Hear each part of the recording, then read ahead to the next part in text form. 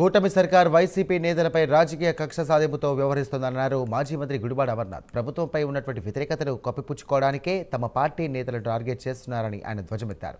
ఇక రాష్ట్రంలో ఇప్పుడు పరిస్థితి అంత దారుణంగా మారిందన్నారు. కూటమి ప్రభుత్వానికి ప్రశ్నించే హక్కు కూడా లేని స్థితి ఉందని, హత్యలు, దాడులు, అత్యాచారాలు పెరిగిపోయాయని ఈ సందర్భంగా ఆయన అన్నారు. ఇక ప్రజాస్వామ్య వ్యవస్థను కూల్చివేసేలా వ్యవహరిస్తున్నారని అమర్నాథ్ ఆగ్రహం వ్యక్తం చేశారు. కల్తీ మద్యం అంశంలో వైఎస్ఆర్సీపీ నేతలను ఇక నకిలీ సాక్ష్యాలతో అరెస్టు చేయడం ప్రభుత్వం కక్ష సాధింపు చర్యలే అని ఆయన ఆరోపించారు.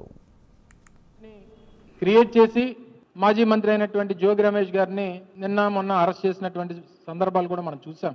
అయితే సరే, మాలాంటి వాళ్ళను, పార్టీ నాయకత్వాన్ని, ఈ ప్రభుత్వాన్ని ప్రశ్నించేటువంటి వారిని, వీరందరి మీద కక్ష సాధింపు అనేటువంటిది సర్వసాధారణంగా ఈ ప్రభుత్వానికి అలవాటు అయిపోయింది.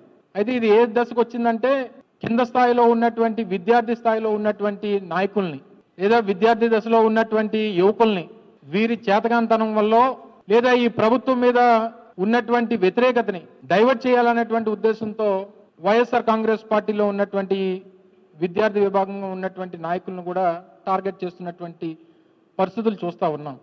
సరే, తప్పు జరిగినప్పుడు ఎవరన్నా సరే దాన్ని అంగీకరించాల్సినటువంటి బాధ్యత, తప్పు చేసినటువంటి వారి మీద చర్యలు తీసుకోవాల్సినటువంటి బాధ్యత అది ఏ పార్టీ కన్నా ఎవరికన్నా అది అవసరం.